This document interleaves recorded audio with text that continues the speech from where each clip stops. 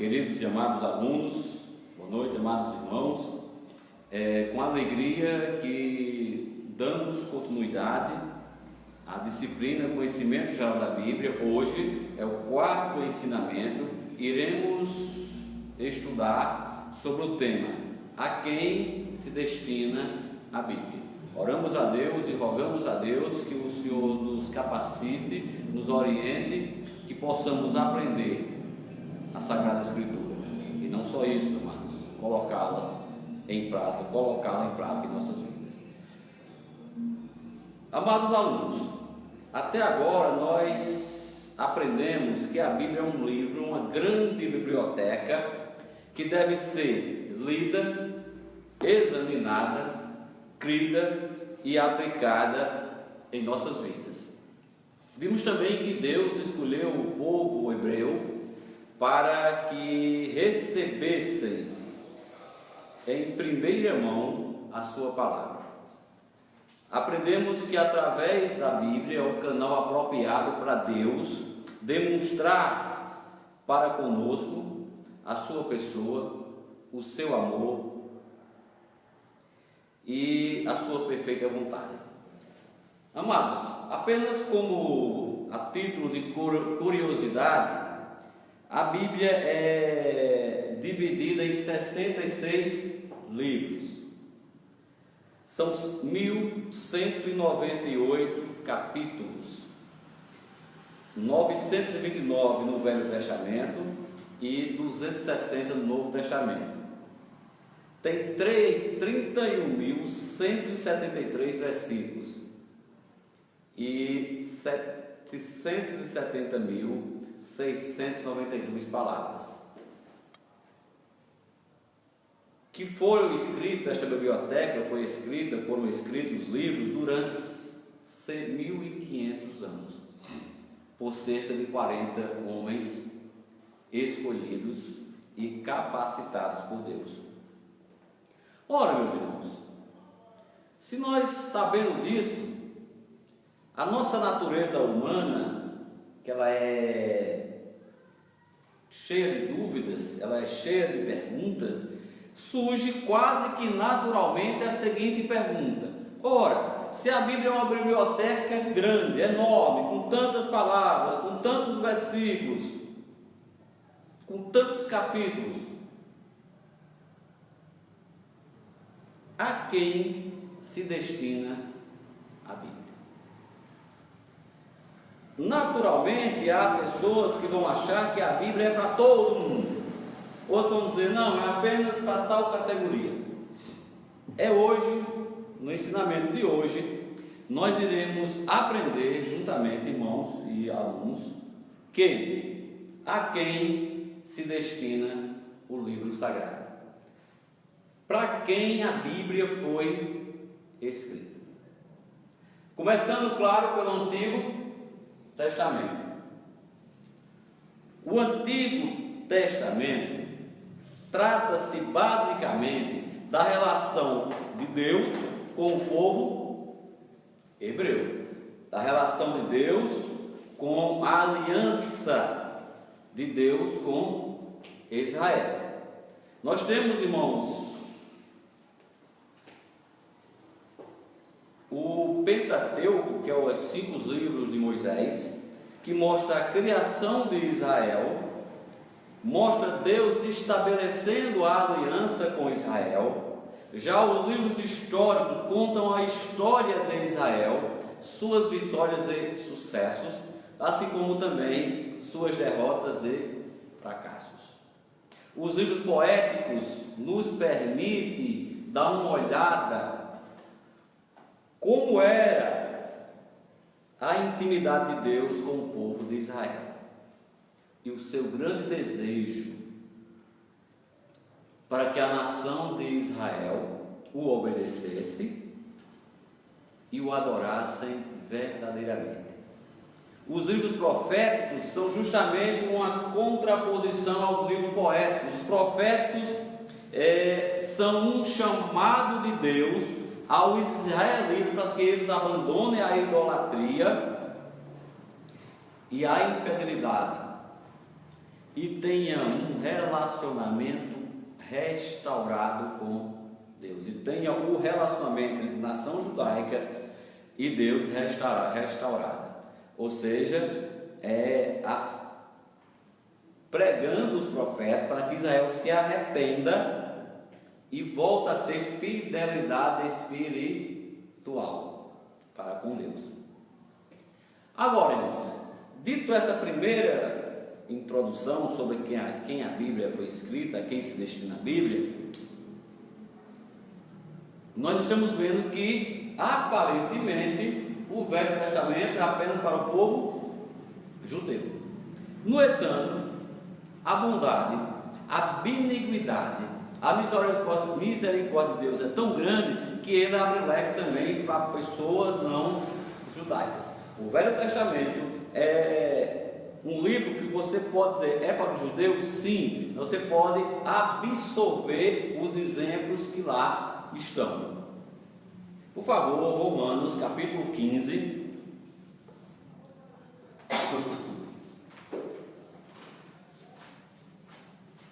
Romanos capítulo 15, versículo 4.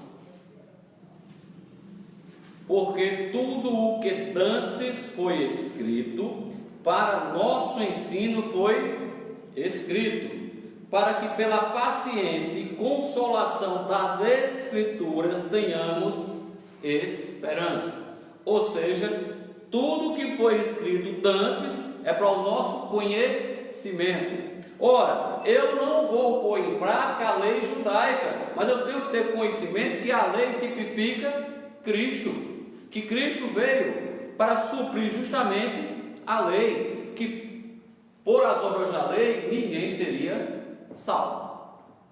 Temos que entender que Deus abriu aos estrangeiros também o leque do Velho Testamento.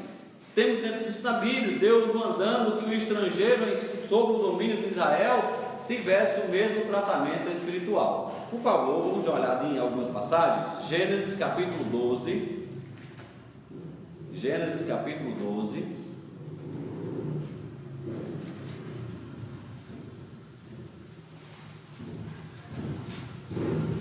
Versículo 3. Quando Deus abençoa Abraão e diz: e abençoarei os que te abençoarem, e amaldiçoarei os que te amaldiçoarem, e em ti serão benditas todas as famílias da terra. Ou seja, o descendente da fé de Abraão é uma família bendita. Temos também um pouquinho à frente, Êxodo 12 também, versículos 48 e 49. Êxodo 12, 48 e 49. Porém, se algum estrangeiro se hospedar contigo e quiser celebrar a Páscoa ao Senhor, seja-lhe circuncidado todo homem. Então chegará e celebrará, e será como natural na terra, mas nenhum incircunciso comerá dela. Uma mesma lei haja para o natural e para o estrangeiro que peregrinar entre vós. Ou seja, se o estrangeiro aceitar a lei judaica, for circuncidado, ele poderá participar livremente da Páscoa ao Senhor.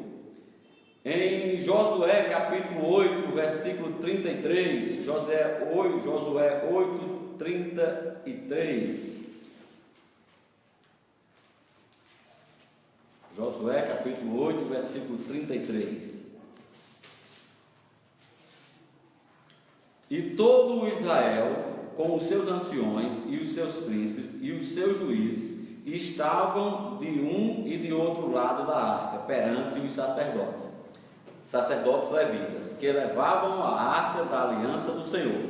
Assim, estrangeiro como os naturais, metade deles em frente do monte Gerizim, e a outra metade em frente ao monte Ebal, como Moisés, servo do Senhor, ordenara, para abençoar primeiramente o povo de Israel. Ou seja, claramente a Bíblia nos mostra que a porção das Escrituras do Velho Testamento pode ser nos dada como o quê?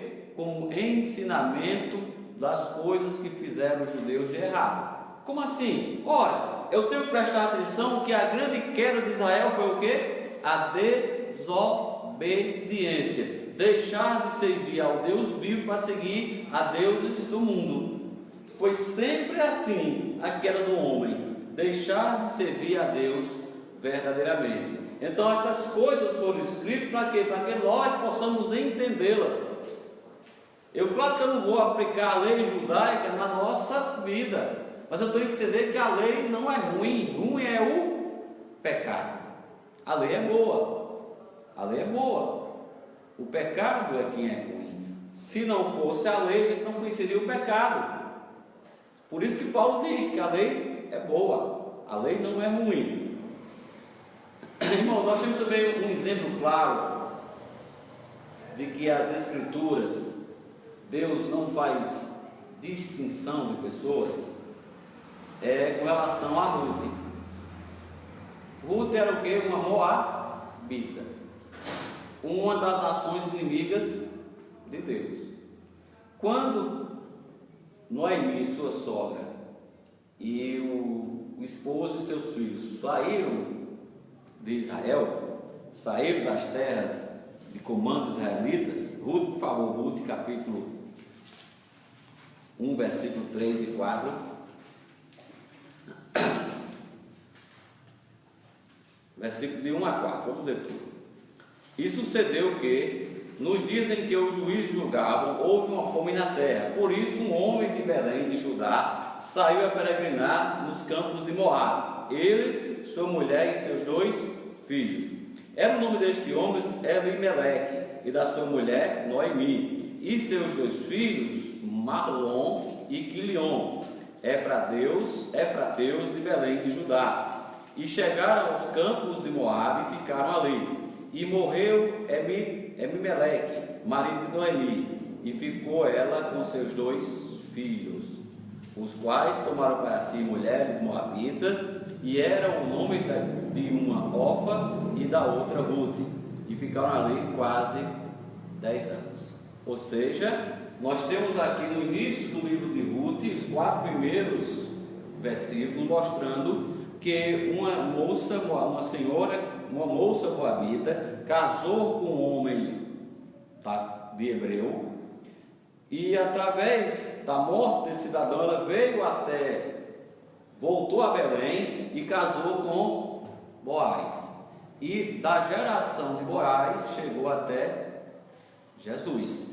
Lá em Mateus, você pode ver Mateus capítulo 1, versículo 5, mostra que Ruth está na genealogia de Cristo. Ou seja, a nação de Israel recebeu através de uma moabita o seu Salvador. Ora, mas não foi Maria? Sim, mas de Boaz chegou a Jessé, de Jessé a Davi, de Davi a Cristo. Então, diretamente na genealogia de Cristo está Ruth, uma pessoa que não era da nação judaica.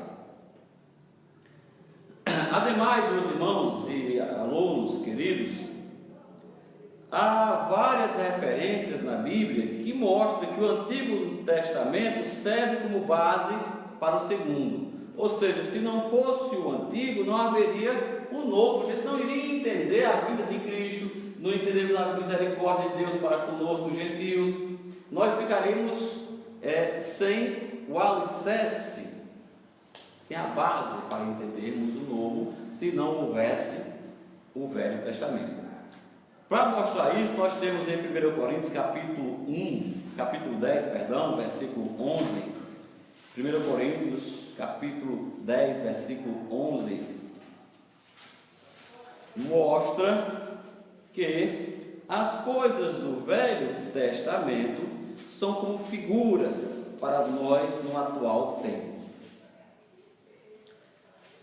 1 Coríntios capítulo 10, versículo 11. Ora, todas estas coisas lhes sobrevieram como figuras, estão escritas para o aviso nosso, para quem já são chegados os fins dos séculos. Aqui Cristo, o Espírito Santo está falando da desobediência, onde num dia só pereceram vários judeus olhando para a serpente por causa da fornicação. O que serve para nós? Para nós olharmos o erro que eles cometeram e não cometermos o mesmo erro. Os israelitas estavam deixando de servir a Deus, viviam em fornicação com pessoas não judaicas e viviam em idolatria. Nós temos que pegar como figura para não repetir os erros do povo hebreu. O Velho Testamento serve como a base da nossa fé. Nossa fé baseada unicamente em Cristo tem como alicerce o Velho Testamento, que fala de Cristo o tempo todo, através de tipologias. Ou seja, desde Gênesis nós falamos de Cristo, a Bíblia fala de Cristo. Então, irmãos e alunos, é extremamente importante, quando você estiver estudando a Bíblia, entender 3 questões fundamentais. Quem escreveu o livro? Quando o livro foi escrito? E a quem foi direcionado o livro? Por exemplo, irmãos, tem passagens maravilhosas nos livros do Pentateuco, escrito por Moisés. Mas tem um período que é extremamente para os judeus, que nós não podemos trazê-lo para a atual dispensação. Então, entendendo, mas a Bíblia não é divinamente inspirada, toda a Escritura, sim, ela é proveitosa. Mas a Bíblia também fala de quantas dispensações? 7 dispensações. E cada dispensação tem o seu público-alvo. Eu não estou dizendo a você que o Velho Testamento não deve ser lido, pelo contrário, deve ser lido, deve ser analisado, deve ser crido e deve ser aplicado, mas não da forma que alguns religiosos querem pô-lo, como sendo a lei continuar se valendo para a gente. Nós estamos na dispensação da graça, ou seja, o Velho Testamento mostra que o Salvador estava para vir. O Novo já mostra que Cristo já veio. Estão entendendo a diferença? O Velho Testamento fala de Cristo vindo. O Novo Testamento fala do nascimento, vida, ministério, morte, ressurreição e ascensão de Cristo. Ou seja, um fala da vinda e outro fala da vida de Cristo. O Velho Testamento mostra a vinda de Cristo e mostra algumas particularidades específicas para o povo de Israel.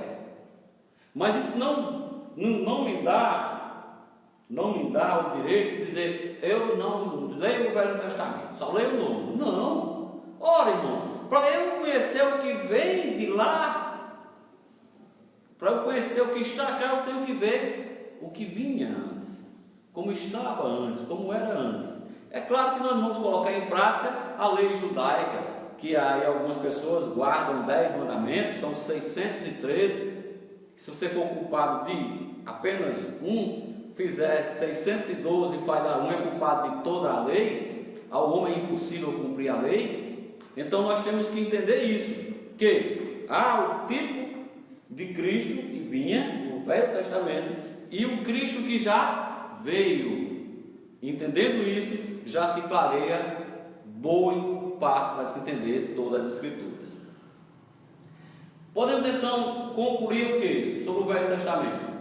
Que os primeiros receptores foram o povo judeu, os ouvintes, quem recebeu a palavra de Deus. Quem foi? Inicialmente o povo de Israel. Está lá em Romanos capítulo, vamos dar uma olhadinha?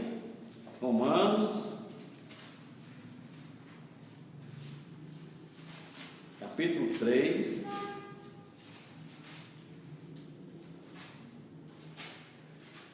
versículos 1 e 2. Qual é, pois, a vantagem do judeu? Ou qual a autoridade da circuncisão? Muita, em toda maneira, Porque primeiramente as palavras de Deus lhes foram confiadas.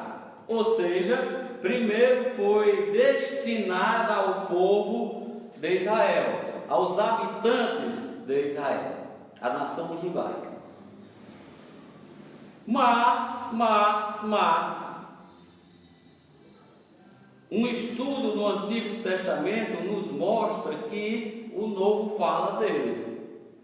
Nos mostra que é bom conhecer o Velho para ajudar a entender o Novo. As alusões conchas referem, o próprio Cristo citava o Velho Testamento. E coisas que nós vemos no Novo Testamento, que no Velho era corriqueira. Vamos dar uma olhada em Lucas, capítulo 24.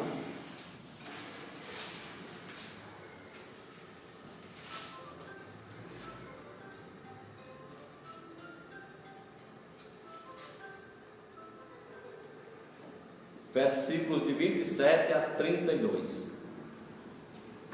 E começando por Moisés e por todos os profetas, explicava-lhes o que dele se achava em todas as Escrituras. E chegaram à aldeia para onde iam, e ele fez com que ia para mais longe. E eles os constrangeram, dizendo: fica conosco, porque já é tarde, e já declinou o dia. E entrou para ficar com eles. E aconteceu que, estando com eles à mesa, tomando o pão, o abençoou e partiu, e lhe deu. Abriram-se-lhe então os olhos, e conheceram, e ele desapareceu-lhes. E disseram um para o outro: porventura não ardia em nós o nosso coração, quando pelo caminho nos falava e quando nos abria as Escrituras. Quem está falando aqui é Jesus Cristo. Quando ele diz que os ressuscitou e os discípulos viram, ele fez o quê? Explicou as Escrituras, desde Moisés por todos os profetas. Então, se Cristo usava, fazia referência no Velho Testamento, nós temos também que nos remeter também a ele e pegar os ensinamentos que lá estão para aplicá-los e para entendermos ainda mais o que Cristo fez por nós. Irmãos, já o Novo Testamento, uma rápida olhada, você vai notar claramente que a palavra de Deus foi destinada a toda a humanidade. O Novo Testamento é destinado a toda a humanidade. Porém, há divisões dentro do Novo Testamento. Vamos explicar melhor. Ora, em Romanos 15, 8, 9, por favor. Romanos capítulo 15, versículos 8 e 9.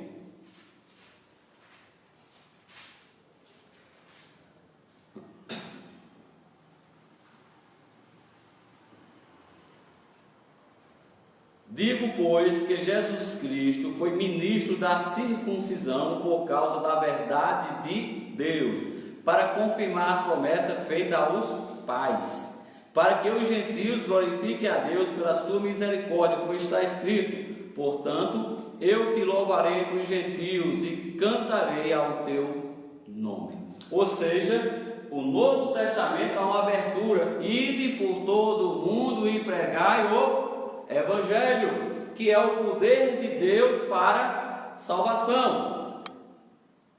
Evangelho. A definição clássica do Evangelho está em 1 Coríntios capítulo 15, versículos de 1 a 3. Vamos olhar o que é Evangelho. Esse aqui é o Evangelho, não é outro. Só existe este Evangelho.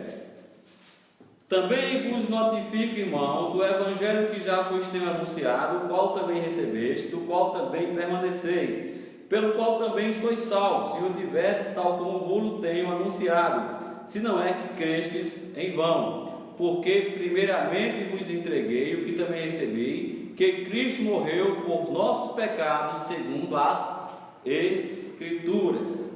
Bem, irmãos, Os 4 evangelhos é destinado, vamos supor, saímos a pescar. Nós levamos o quê? O evangelho ou as epístolas? O evangelho. Por que o evangelho? Porque o evangelho vai ser a rede que vai trazer o pecador, nós somos pescadores de homem. Você lança a rede ao mar e puxa, e aqui escolhe o bom e o ruim. Ou seja, os 4 evangelhos são destinados aos perdidos e a nós salvos. O efeito maior do evangelho é no perdido, porque o evangelho provoca a transformação, é o poder de Deus para a salvação. Nós temos, irmãos, 4 evangelhos escritos por 4 homens de diferentes culturas. São 4 evangelhos diferentes, mas não conflitantes. Nós temos aqui uma amostra dos evangelhos, mostrando nascimento, vida, ministério, morte, ressurreição de Jesus Cristo. Os evangelhos mostram como Jesus era o Messias prometido no Antigo Testamento. Voltamos ao Antigo Testamento. O Messias prometido no Antigo Testamento. Mateus mostra Cristo como o Rei soberano. O Evangelho de Mateus, que vai ver na futura, é destinado mais ao povo judeu. Marcos mostra Cristo como servo, aquele que veio a servir e sofrer. Lucas mostra Cristo como Filho de Deus, o Filho do homem, aquele que veio revelar e redimir. Já João Lucas mostra Cristo como Filho do homem e João mostra Cristo como Filho de Deus.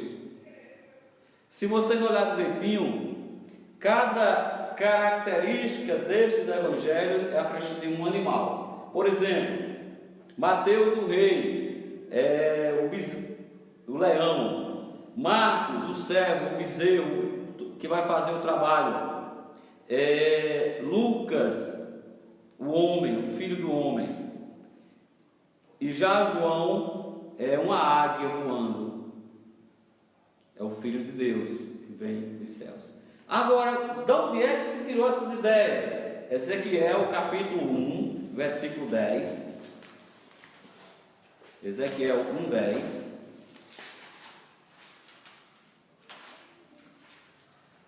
E depois Apocalipse capítulo 4, 6 a 8. Ezequiel 1, 10 está escrito desta maneira: e a semelhança dos seus rostos era como o rosto de homem, e do lado direito todos os 4 tinham o rosto de leão, e o rosto esquerdo os 4 tinham o rosto de boi, e também o rosto de águia, todos os 4. Apocalipse capítulo 4, versículo de 6 a 8.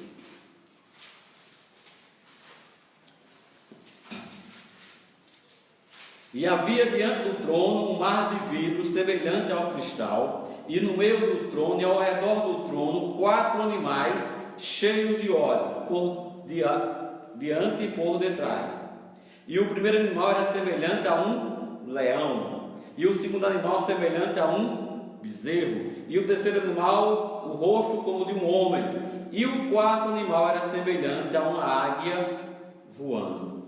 E os 4 animais tinham cada um por si 6 asas ao redor, e por dentro estavam cheios de olhos, e não descansavam, nem de dia, nem de noite, dizendo: Santo, Santo é o Senhor, Todo-Poderoso, que é, e que há de vir.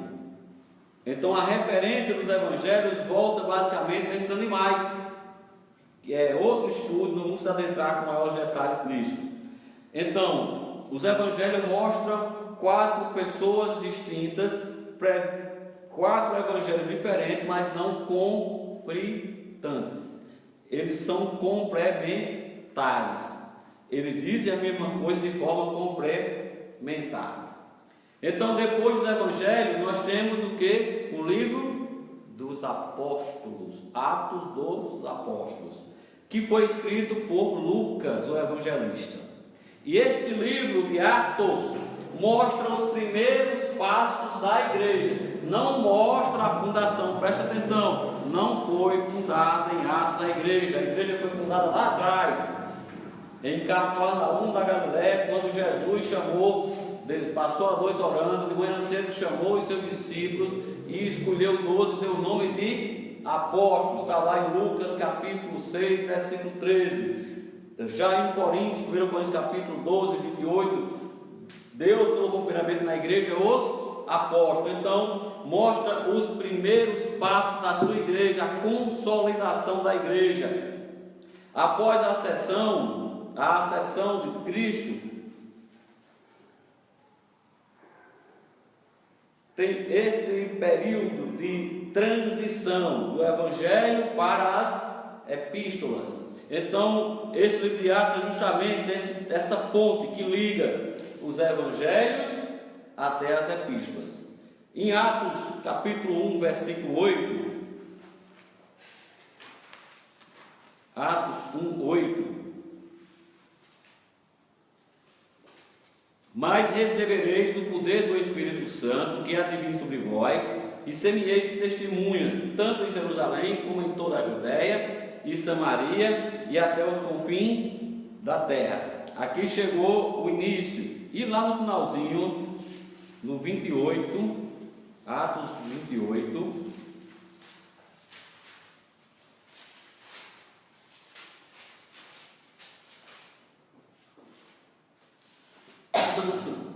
mostra a salvação enviada aos gentios.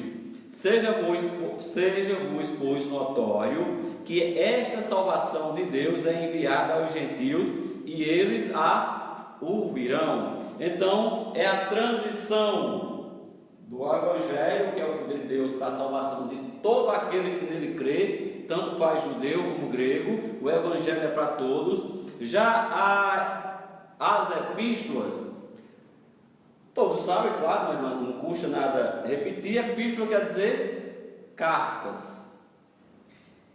E a maioria das cartas é escrita a uma igreja local, visível e independente. A maioria das cartas de Paulo foram escritas para um ramo específico de igrejas, aquelas organizadas por ele em suas missões, nas suas viagens missionárias. Com exceção do livro de Hebreus e de Filemão, todas as demais cartas de Paulo foram escritas às igrejas. 1 e 2 Coríntios, aliás, Romanos. 1 e 2 Coríntios. Depois Gálatas. Depois Efésios, Filipenses, Colossenses, Tessalonicenses 1 e 2.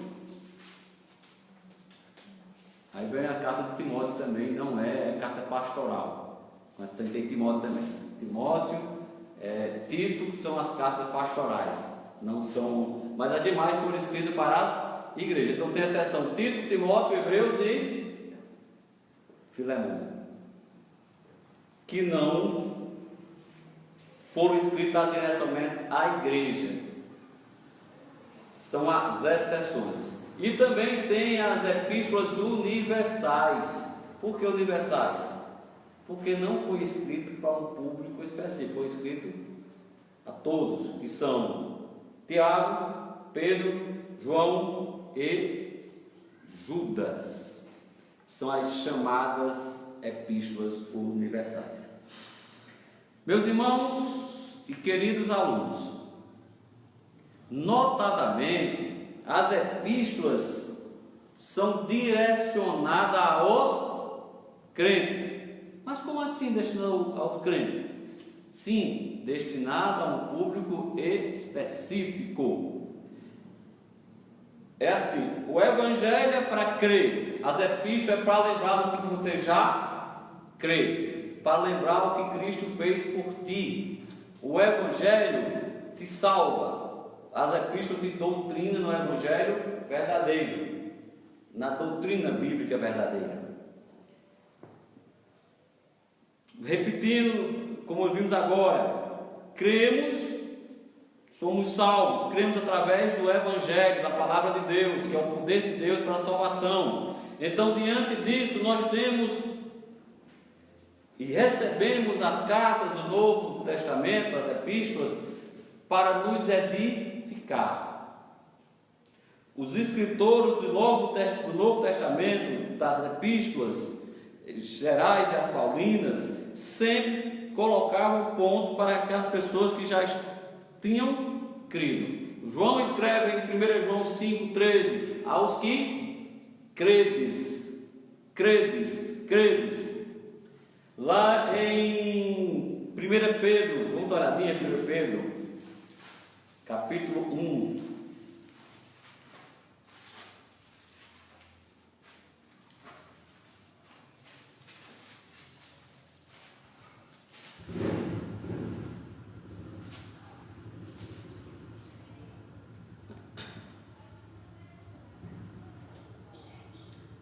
Versículo 13 e 14.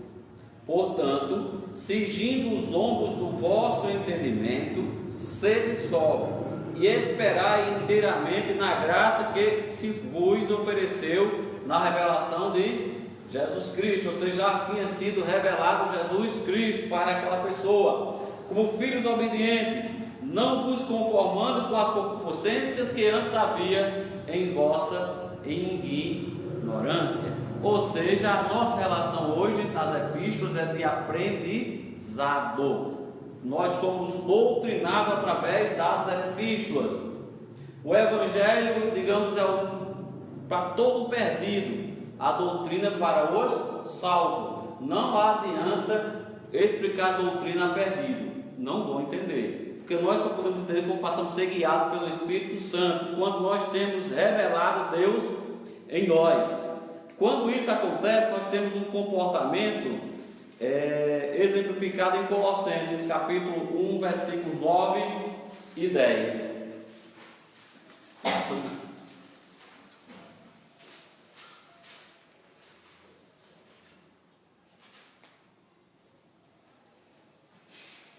Amém?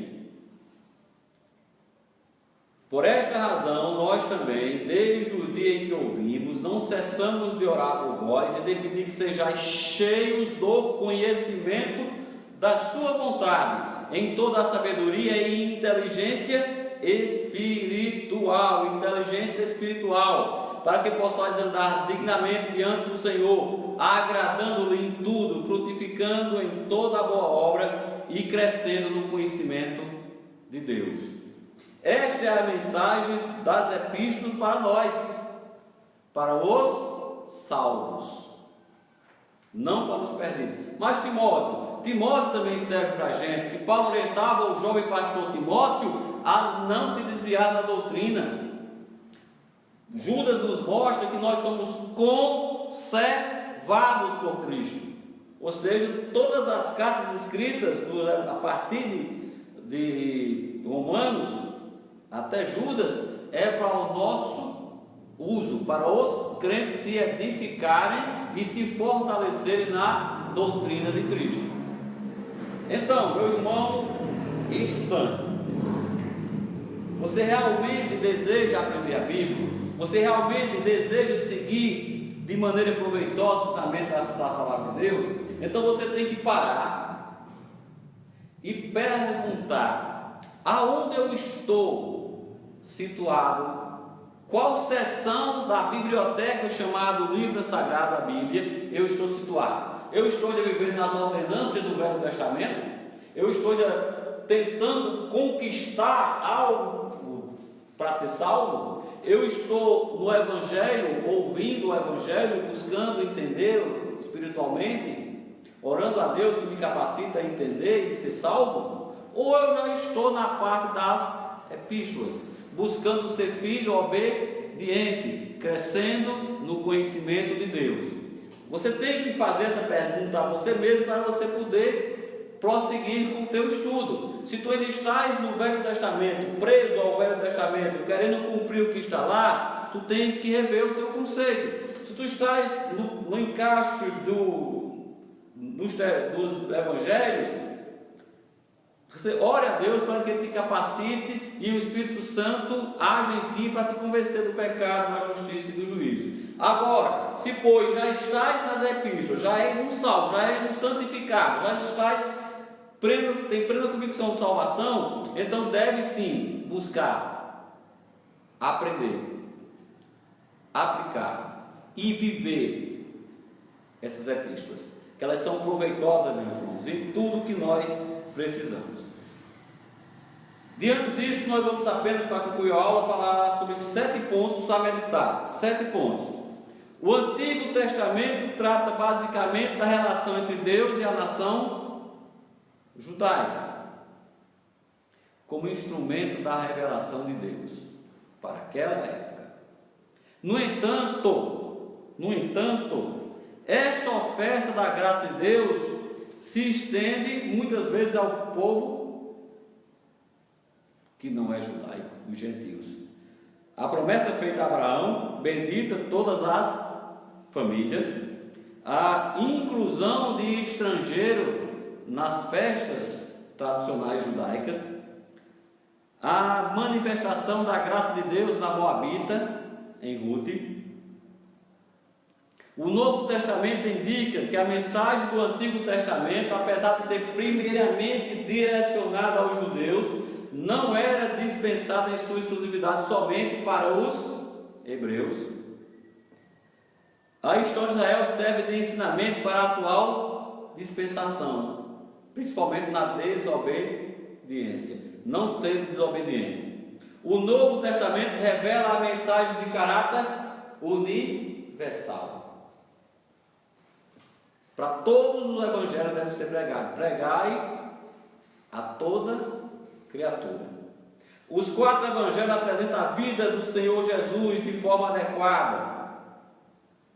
As epístolas são direcionadas aos crentes que devem aplicá-las em suas vidas, aqueles que buscam a obediência.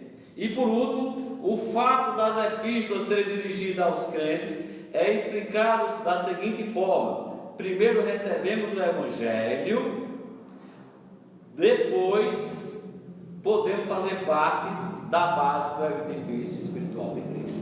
Eu não posso ser base da casa espiritual, sacerdote santo, se eu não for um salvo. Se eu não for um salvo, para que eu vou estar lendo epístolas?